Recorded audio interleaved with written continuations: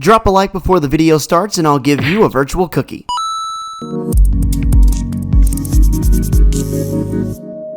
What's going on, ladies and gentlemen? Welcome back to the channel. I really appreciate you stopping back by. Make sure to subscribe if you are new. We're uploading daily Call of Duty content here to the channel, keeping you fully informed. And of course, if you like what you see, make sure to consider dropping a fat like as well. In this video, we're going to be talking about Call of Duty Vanguard's multiplayer. That is the new Call of Duty game coming out in November. The official multiplayer reveal is tomorrow, and the beta dates will not be long after, and we will learn so much about not only Vanguard, but also Warzone, because of course, as you guys know, there's going to be an integration where Verdansk is replaced by an entirely World War II themed Pacific Warzone map. Before we get too far along into the video, I do want to share some news that just came out very recently about an FOV slider in the new Call of Duty Vanguard beta. Now, the reason this is important is because if Vanguard does end up getting an FOV slider on console, then Warzone will likely also get it. And of course, we've been waiting forever for Warzone to get a console FOV slider. So Modern Warzone tweets and says there is no FOV slider on console in the Vanguard beta.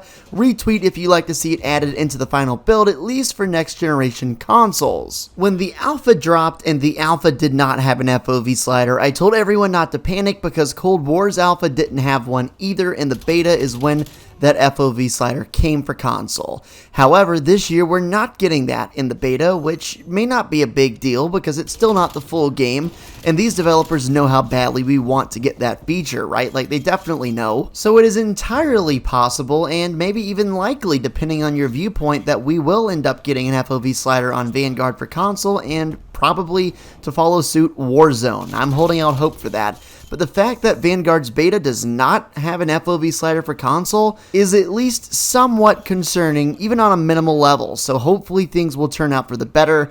We'll just have to wait and see, and of course I'll update you every step along the way. If you're curious, the reveal is at 10 a.m. Pacific time tomorrow. That's 1 p.m. Eastern, and that's 6 p.m. British time, if I recall correctly. The alpha already happened last weekend, I believe, and it was a very limited portion of the game, as the word alpha might suggest. It was one game mode, Champions Hill, which is not very similar to the normal, traditional multiplayer experience. So when the game gets revealed, and especially after the beta first drops, we'll start to get a feel of sort of how this game is going to play out for both multiplayer and Warzone, because like I said, Warzone is going to be based around the current game. The beta, the first beta I should say, is coming out this weekend, September 10 through 13, PlayStation Early Access. Honestly, man, this has been going on for like 15 years. Xbox had its run, PlayStation's had its run. Let's end this stupid console exclusivity. But anyway, the first weekend's for PlayStation, then the next weekend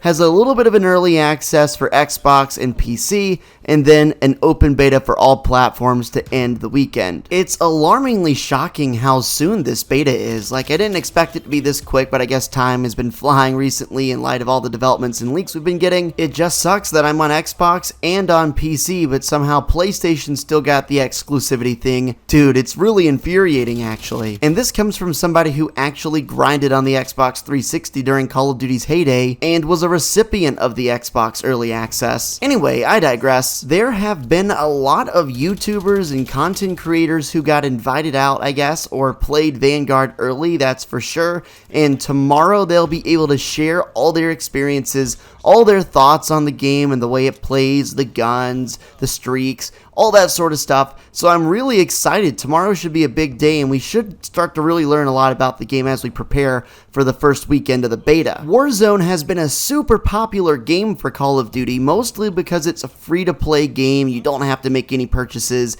and it's a ton of fun when the hackers aren't in there. So I fully expect them to really have an emphasis on Warzone, which makes a lot of sense. It's making them a lot of money, but I really hope that the multiplayer comes through this year, because I am an OG Call of Duty multiplayer fan. I would dare say I enjoy multiplayer more at its peak than I do Warzone, although Warzone has been more fun lately because Cold War isn't the best of Call of Duty games. I will go on the record as saying I think Modern Warfare 3 is the best Call of Duty game out there. No cap, it might have had its issues. All the Call of Duty games have issues, but Modern Warfare 3 was just awesome. It was so fun. I played for like 45 days. That was my playtime. Something really notable about Vanguard as well is the multiplayer is going to feature the same mechanics as Modern Warfare, the 2019 rendition of Modern Warfare, which is coincidentally enough the exact same system that Warzone is running on. So having the Modern Warfare engine, which is widely proclaimed to be better than Cold War's movement system and engine, and I would agree. I think Modern Warfare, the skill gap is much higher with the slide canceling and the way the movements are just in general. I really enjoyed Warzone's mechanics, and I'm glad very similar, if not the exact same mechanics are going to be in the new Call of Duty game. That makes me really happy. Stop.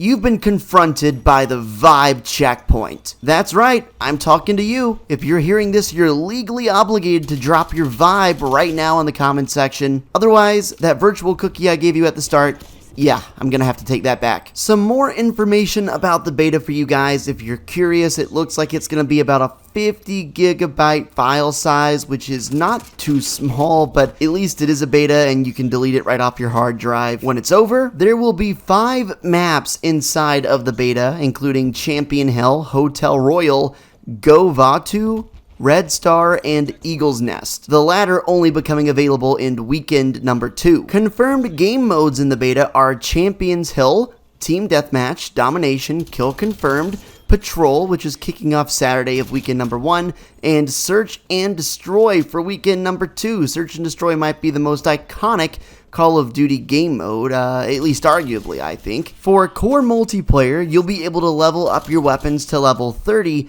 and PlayStation players will get 2 custom loadout slots for 12 total, while other platforms only get 10 slots. So there we go again with the console exclusivity. It is absolute garbage if you ask me, but hey, man, I guess they're making money. There's a feature in this game called combat pacing, which is a feature that allows players to select the intensity of their games.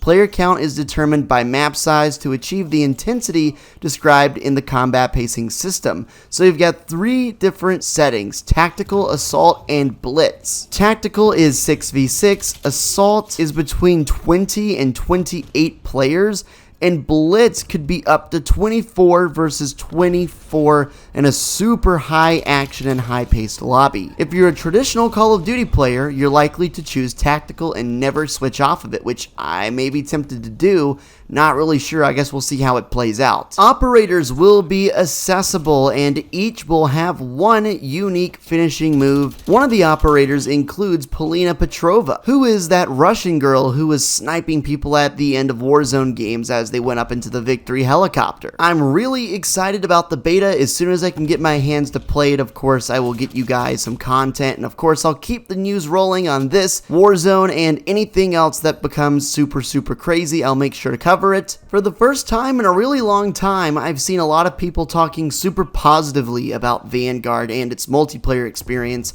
at least in comparison to the way people felt about the last couple Call of Duty titles. It just seems like it's doing all the right things, you know? First with that really cool event in Warzone to tease the game, an all-new Warzone map coming with the launch of Vanguard, an anti-cheat coming to both Vanguard and Warzone on launch. Hell, they even have Treyarch developing the zombies because they know that they're no good at it, but Treyarch is amazing, and they have carried the zombies legacy and storyline through Call of Duty forever. So relinquishing the reins there and giving that to Treyarch, I think, is actually a huge step up. Not that I'm a crazy zombies fanatic or anything, but I do love me some Treyarch zombies. Hey, listen, thank you guys all so much for watching. I really appreciate your time. Of course, I'll keep you updated. Let me know your thoughts, and I'll catch you in the next one, guys. Peace.